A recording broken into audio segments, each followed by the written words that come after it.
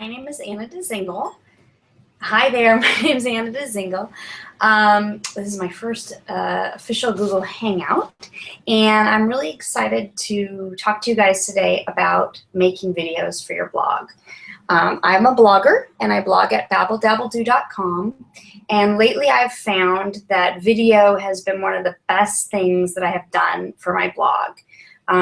It's just an added layer of creativity that I can add, that I can bring to my blog posts. Videos are fantastic for Facebook reach. They will just blow your mind when you start uploading them to Facebook, and videos are great obviously for YouTube. So I think this is a tool that I have personally found has changed my blogging life completely, and I wanted to share basically.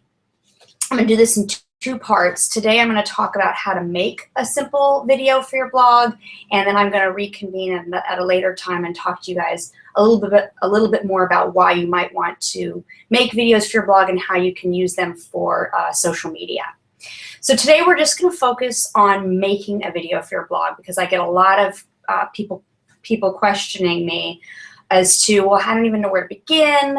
How can I make videos? This seems like a really cool thing I want to get into, but I just don't know where to start. So I decided that I would share some of my process with you guys, and maybe that will help you or inspire you to start making videos for your blog. So let's start with the basics. Selecting a project for video. The thing about video is that it's a great opportunity to tell a little story. So while a lot of bloggers are used to putting photos on their posts to enhance, to show a project and showcase it, videos are a great way to similarly showcase it, but at the same time you get to tell a little bit more of a fluid story, and they can be really effective in that.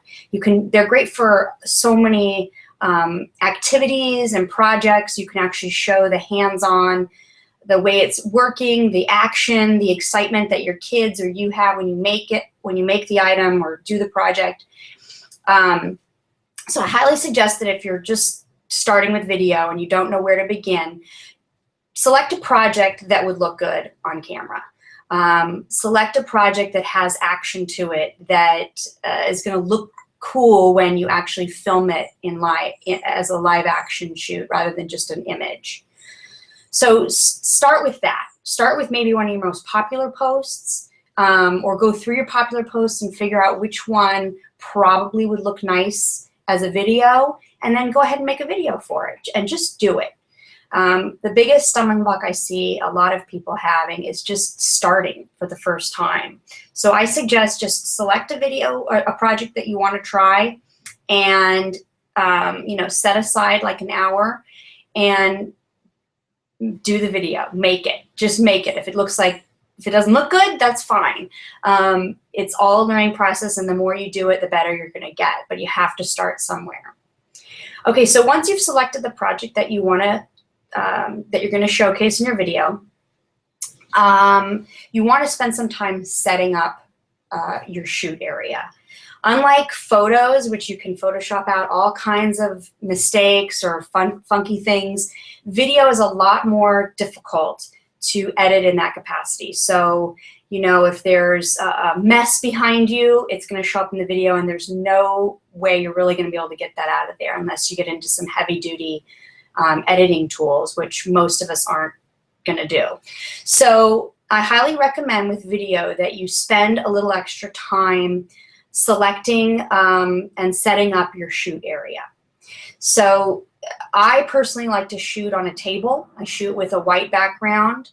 I use butcher paper, but you can use whatever you want. My two biggest recommendations are: use a clean background. You don't want people focusing on the mess behind you. You don't want people focusing on other things that are not part of the story that you're trying to tell. So really try to get a clutter-free background for your video. Second, make it true to your blog. Your blogging is all about branding. So the more you can like for instance, like I said, I use a white background. That's because a lot of the photos that I take are usually have a white background with colorful projects. But your blog is different. And the best thing you can do is really to try and brand your videos like you do your images. So I would start with, you know, a similar aesthetic to what you have for your photos, and now just shoot it as a video.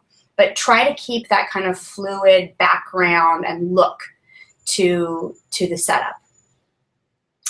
Lighting is something that's really important for video, again, because you have very limited controls when you go into the editing software. You can brighten things up, but in general, you want to shoot a video with pretty good lighting.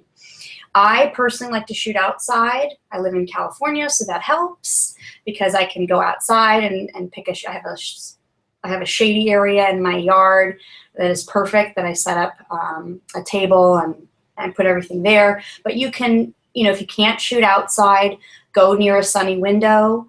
Try to find a place with natural light, because it is going to be the best light that you're going to get for your video. Avoid direct sun, though. You don't want shadows. You don't want bright spots or hot spots. So if you're in a sunny area, just make sure that you're in a shaded part of that area. So you want as much natural light as possible, but you don't want any direct sunlight. One thing that I also play with to enhance the lighting is bumping up the ISO on my camera. So if you don't know how to do that, I mean, I'll talk a little bit more about that later, but that's something that can really help bring a lot of light into your space, even if you're not shooting in the best lit area. You can do lights. You can bring in lights. I personally don't do that very often. My husband is a videographer, so I'd be happy to recommend some lights. I'll probably put them in the comments. So if you're really limited in where you can shoot, you can definitely think about bringing in special lights. But you want to avoid things like incandescents. Those are going to like yellow up your footage. And you want to go with probably some type of LED lighting. Okay, so those are the things you want to do. Oops, I've lost everyone. Lost you. Those are the things you want to do to set up your shoot area. So once you've set that up, then let me back up a little bit. Let me talk a little bit about equipment. So you've got your setup, and then what are you gonna shoot with? What are the items you need to actually shoot a video? Well, you need a camera. I personally use a DSLR. I use the Canon 60D. You can use your iPhone if you want. I personally recommend using your DSLR because you're going to get just have so many more options as far as lenses and controls. But if you're limited, you don't have a DSLR, you don't feel comfortable using your DSLR for this, then just start with your iPhone. It takes a good enough quality video that you can start there. And I know a lot of bloggers have been very successful just simply shooting on their iPhone. I do recommend, though, that you get a tripod. Some people I know are excellent at handheld footage, but a lot of us are shaky. I'm a shaky person. So I really recommend that you invest in a tripod if you don't have one. So you can get an iPod tripod if you need it, or you can, or you can get, iPhone tripod, that's what I meant to say.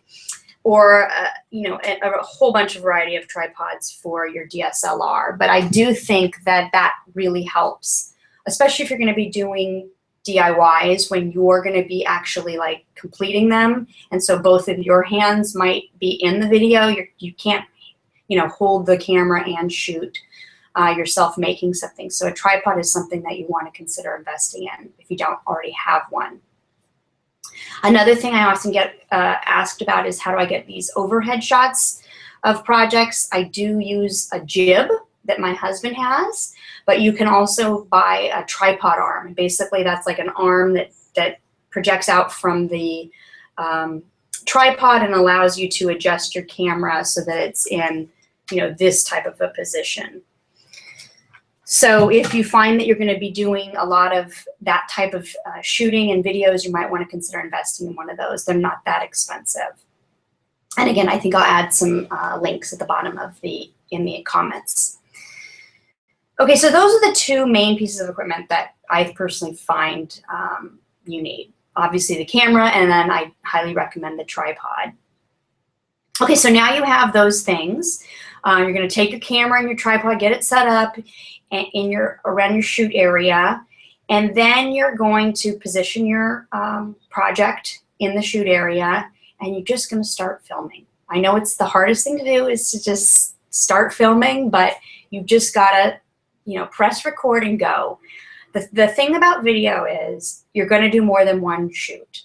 I have not shot a video yet that was completed in one simple shoot. I've done reshoots.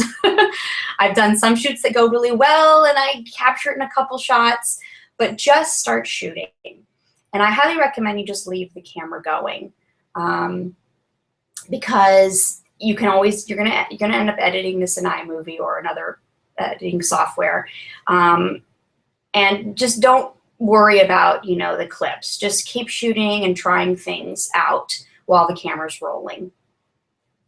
One of the first things I do when I set up my camera is I put my camera on my tripod, and focus is one of the big challenges with video.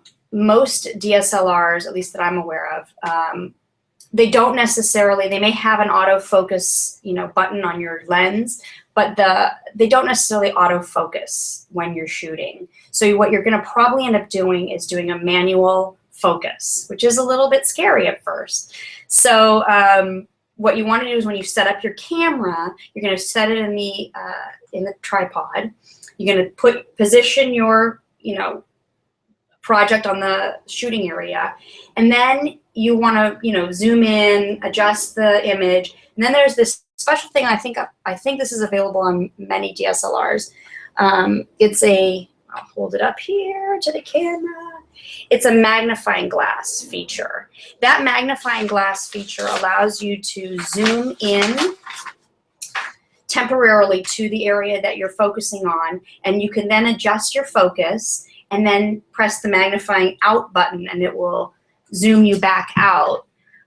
So now you would have a focused image and you can be sure of it, because it's really hard to tell on your little screen whether or not this image is indeed in focus. So if you have that feature, I would look for it on your DSLR. If you aren't sure where it is, then look up, I don't know the technical term, but I call it the magnifying glass feature.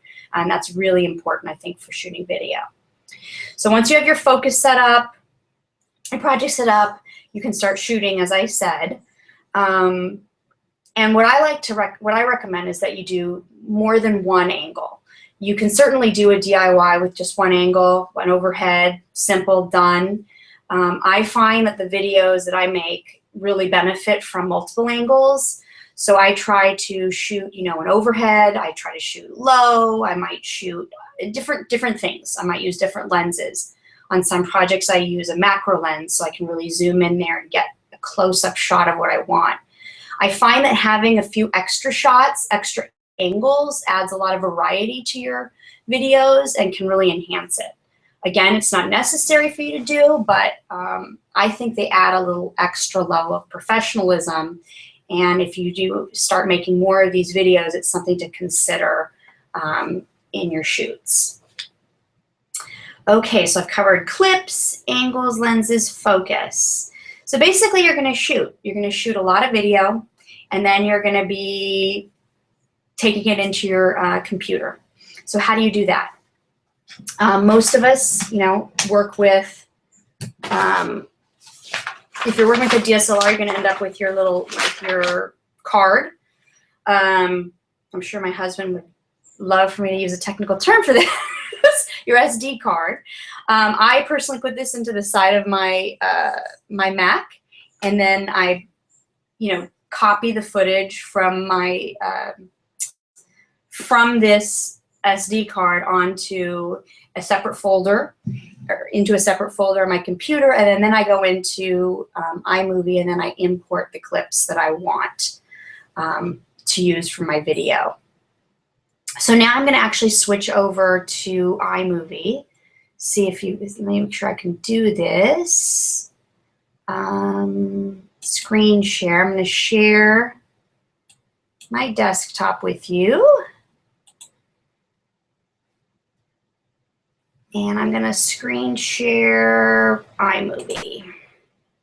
Okay, so once you get into iMovie, this is a video I just did today, you're gonna start by bringing in a new event. And you're gonna select your event here. You could say test, I'm saying test, and then import movies. And I usually go in then to the folder that I've selected. Let's see here, Salty Art, and then I would bring in the clips that I want to use. I'm not going to import them now because it does take some time to import. It can take, depending on how much footage you have, it can take up to a half hour or more. So you want to think about that in your when you're planning out how to use your time. So once you have the footage imported, then the next thing you'll do is say new project. And then you'll give that a name. And then this is what you'll end up with. So I'm going to use my Salty Art project as my, as if I've just imported that. And then you have this new area here called, this is called the test one, but this is where you actually start making your video. So I'm not going to go through iMovie completely because I think it's pretty intuitive and self-explanatory in many ways. It's not a hard program to use. And if you don't use a Mac, there are, I think, Windows equivalents. I'm not 100% sure which one is the, which one people are using, but I'm sure you could Google that and find out. Most of these are basic movie making editing software, and they're pretty easy and user-friendly. So I'll just give you a couple quick tips in iMovie. One thing I do is you can go in, you see all the footage is going to be down here. You can go in, for instance, and select a certain section of it, and then what you're going to start doing is dragging the clips that you want into your project. Randomly selecting clips here. And then from there, you can play this project by hitting the space bar or whatnot, and it will show you your footage.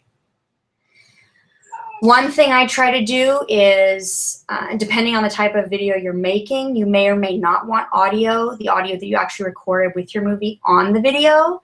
If you're doing a tutorial, you might want that audio, and then in that case, you wouldn't do this step. But if you don't want that audio, you can go in here by right-clicking on your clip, detach audio, and then it will show up down below, and you can simply delete it if you don't want the audio from your project. A couple other fun things you can do in iMovie are video adjustments. So one of the few things that I do, edits that I do in terms of, I guess, visual edits on the footage itself is to go into video. You can adjust brightness, you can adjust the saturation, you can adjust the contrast. If your footage is blue or yellow, if your white balance wasn't on, you can, set right. I mean, you can definitely come in here and adjust the white point. You can also go in here, I'm gonna say done, and clip adjustments allows you to speed up the footage if you want like a super fast footage, or even slow it down if you want really slow footage. You can even reverse your footage. I have done that in a couple instances where I needed to, the clip was great, but it was in the wrong, I want to show it in a different, in reverse order. So that will allow you to actually like play a clip backwards. I've never used the smooth clip motion, but I'm sure that would probably be a good, benefit. So there's basically a few things that you can do in this area. You can also do audio. Again, I've detached the audio, but if you bring in a music, which I'll show you in a second, this is where you would adjust the fade in and fade out. Okay, so now that you have your project, the other things you can do, I'm going to go back and show you an actual project so that with all my title cards and stuff. Let's go to Salty Art. Where is Salty? Salty Art. So one of the other things you can do in iMovie is bring in title cards, and that's this little section over here. You hit the T, and now you can either bring in a full like white, like in this instance, a white, oops, where are we? A white title card where you're going to actually write the text, or you can overlay. So in this one, I overlaid, for instance, a title on top of the actual footage. You can also go in I like to brand my projects at the end and add a title card at the end. So that would be, you do that by bringing in a photo from iMovie. So you would import your photo into iMovie and then drag it into, I'm sorry, you import your photo into iPhoto and then drag it into iMovie. The other thing you can do is add music. So you can go through anything that's in your music collection can be imported into your movie. So that's where if you're going to overlay music, you'll basically do that. You'll select, let's do the one I did for this one was called Living with Less. So you come in here, select it, and then all you're going to do is drag it onto your project. And that's how you import it. One thing to note about music is that you definitely want to go with licensed music. The internet, YouTube, Facebook, they will take down any movie that is using unlicensed, copyright infringing music. So definitely consider, if you plan on using music, going to either a royalty-free site that either has free music, or you can actually pay for it. I do a combination just depending on what I'm finding. Okay, so, and I'll share a couple links too in the comments about good places for free music. So then when you're done with your movie, you're going to have it all set up here. You're going to clip it. And by the way, one thing I didn't cover was adjusting. Here, let me go back here to test. You can come in here and actually like clip, you can trim your clip. You can split it if you want to split it into two. If you want to say, for instance, move this section over here. So now you've got this coming and it's going to split to that. Then you can go back to what you had. There's a lot of different options you can do with the clips themselves. And any clip that you use is shown as a highlighted section down here in the event area. Okay, so once you're done with your video, you're going to export it. I go to Share, Export Movie. I never do an export directly to any of these other, to YouTube or whatnot. I generally pick the HD, the highest setting that I can, and then I would hit Export. And then it starts exporting your project. From there, it's going to generate a .mov file, and that's the file that I use to upload to various social media. I upload to Facebook, that file to Facebook, and then I upload that file into YouTube.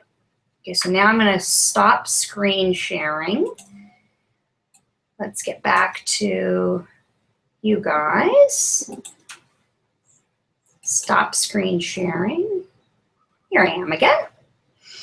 Okay, so that's how you basically set up and shoot and edit a movie. I guess I covered that pretty quick, actually. What I do want to show you, in addition to, in addition to this, is how to embed this file into your blog post. So I'm going to go back to the screen share. Sorry about that. Let me just pull up my new window and pull up my YouTube channel, and I'll show you how to do this.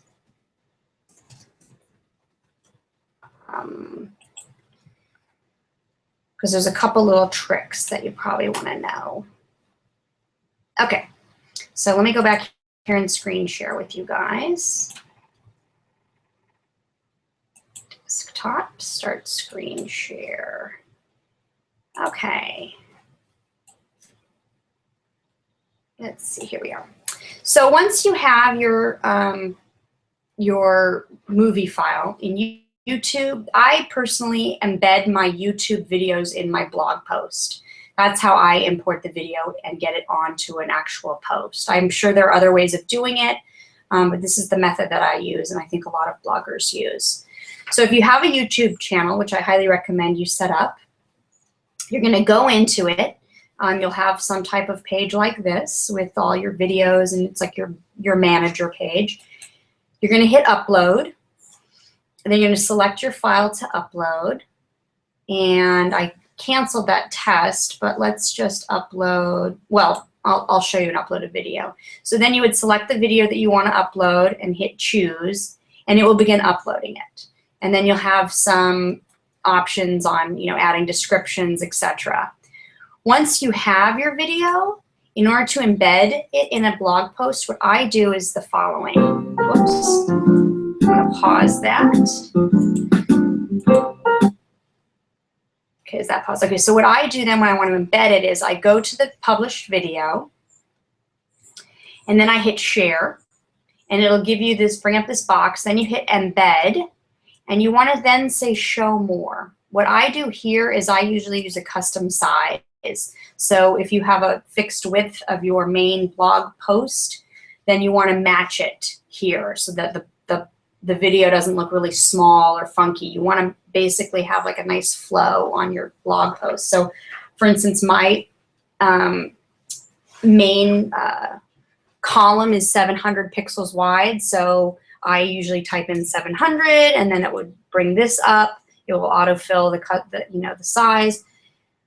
And then you basically copy this section here and copy paste that into the HTML section of your blog post.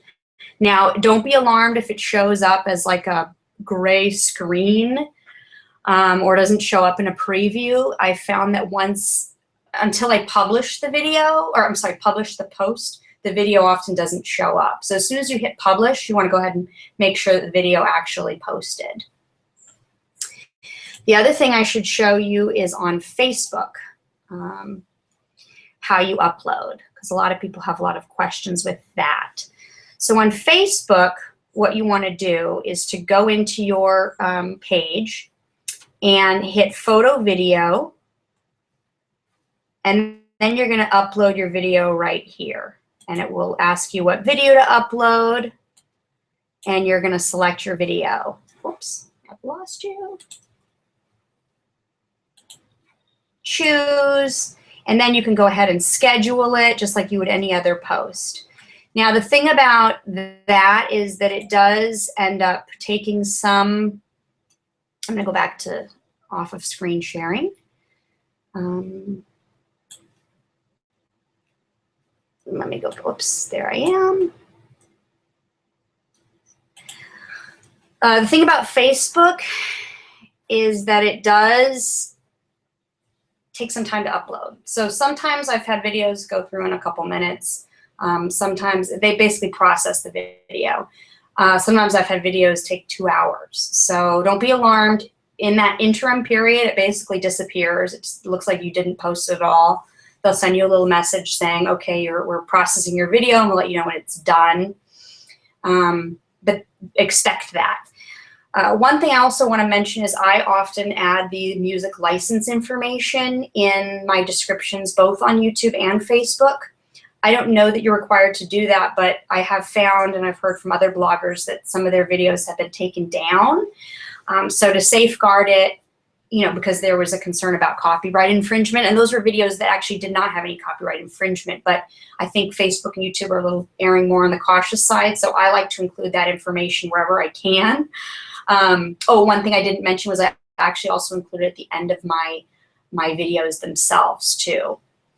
Especially if you're using a Creative Commons license, which what that is basically when you use royalty-free music and it's actually free to you. The reason it's free is because you have what's called a Creative Commons license. So you are free to use it as long as you credit the person who made it.